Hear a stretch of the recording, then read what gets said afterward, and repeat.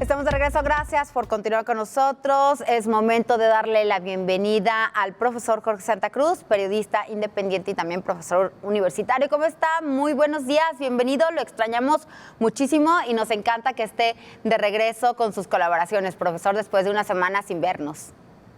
Sí, Ceci, muchísimas gracias por la comprensión de usted, del equipo, de la audiencia. También los extrañé y también estoy gustoso de poder regresar a Señal Global con usted y con el equipo. Gracias, profesor. Pues con un tema muy relevante, sobre todo porque, pues bueno, no se ha dejado de hablar. Es una de las reformas constitucionales más polémicas de los últimos tiempos, que tiene que ver con la reforma judicial y su importancia geopolítica. Adelante, lo escuchamos, por favor.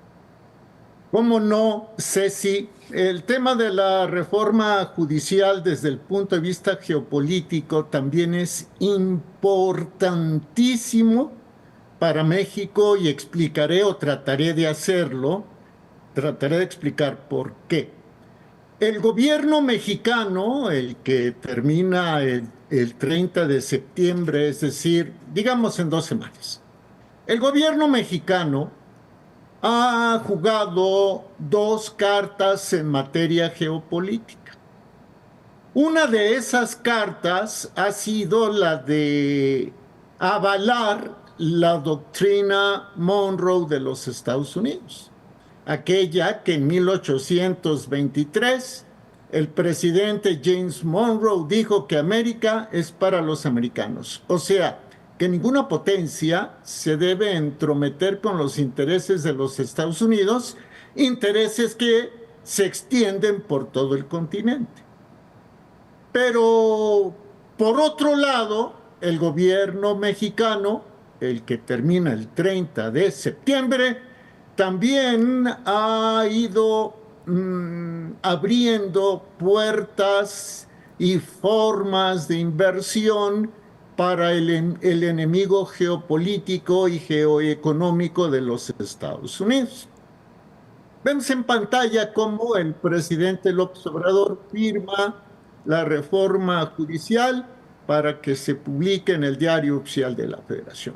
Bueno, recordar que en la 9ª cumbre de líderes de América del Norte, que se llevó a cabo en la Casa Blanca, en Washington, el presidente de México, Andrés Manuel López Obrador, se pronunció abiertamente por la integración de América del Norte como un bloque comercial que pudiera hacer frente de manera exitosa desde el punto de vista económico y comercial a China. Eso fue en la 9ª cumbre de líderes de América del Norte. Luego, en la 10ª cumbre, la que se llevó a cabo en Palacio Nacional el 10 de enero de este año, el presidente López Obrador no solo planteó la integración o la consolidación del bloque comercial México, Estados Unidos y Canadá, sino que planteó que todo el continente americano se integrara en una zona comercial que pudiera competir de manera exitosa en contra de la potencia china. Pero, oh, sorpresa, vemos que por el otro lado, las inversiones chinas siguen fluyendo y que, por ejemplo, los inversionistas chinos, que hay que decirlo, están apoyados por el gobierno del Partido Comunista Chino, que encabeza Xi Jinping, tienen interés, por ejemplo, en el sur y sureste del país. Caramba, qué dilema, porque también los Estados Unidos, entre otras cosas, lo que desean es tener el control del sur y sureste de México. Y la audiencia, Ceci, se preguntará, bueno, ¿y por qué? entre otras cosas, porque en el sur y sureste de México se encuentran las mayores reservas de agua del país y una de las mayores capacidades, plantas generadoras de energía eléctrica. El sureste entonces es agua, el sureste es electricidad. Pero aparte de ello, de ahí la importancia, por ejemplo, del corredor transísmico, aparte de ello, México ofrece una alternativa de cruce entre el Pacífico y el Atlántico a través del corredor interoceánico que une al puerto de Salina Cruz en Oaxaca con el puerto de Coatzacoalcos en Veracruz.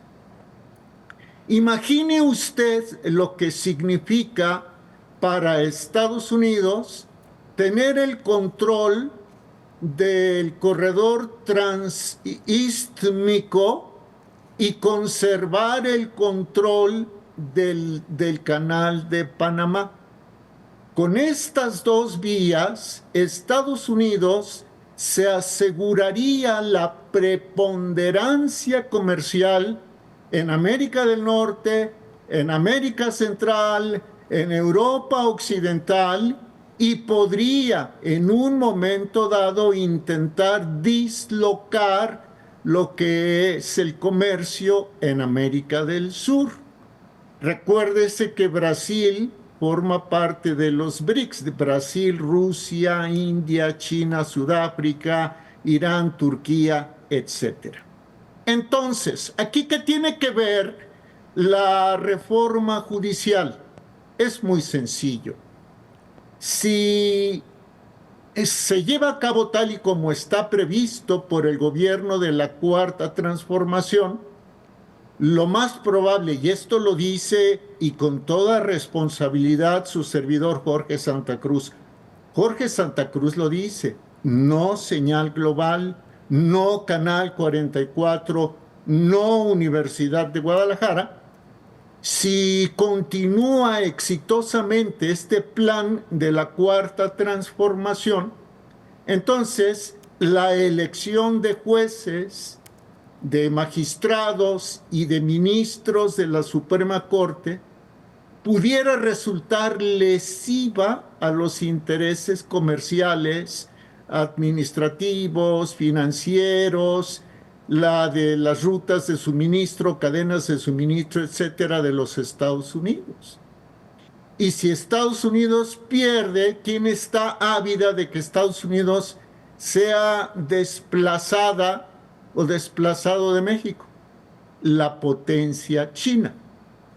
Por eso, unos días antes de que se aprobara la reforma, el embajador de los Estados Unidos en México, Ken Salazar, publicó un comunicado de prácticamente 2 cuartillas en el que alertaba en el sentido de que la reforma judicial genera mucha incertidumbre a los inversionistas, a los empresarios de Estados Unidos, que además esta reforma podría facilitar que los grupos del crimen organizado tengan jueces y ministros, magistrados a modo. No lo dijo así tal cual, pero ese es el sentido de su comunicado.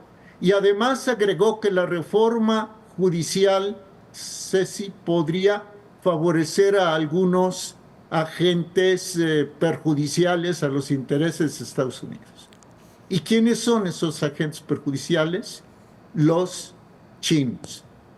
Ken Salazar habló y de inmediato replicó China. Le replicó China y le dijo a Ken Salazar y Estados Unidos, no te metas en los asuntos internos de México. Mire, y con esto cierro, Ceci. Estados Unidos tiene una gran arma de presión en contra de México para hacer que la reforma judicial no le perjudique. Esa gran arma es la renegociación del Tratado México, Estados Unidos y Canadá. Si Estados Unidos se sale del TEMEC, México tendría pérdidas importantes porque el principal socio comercial de Estados Unidos es México.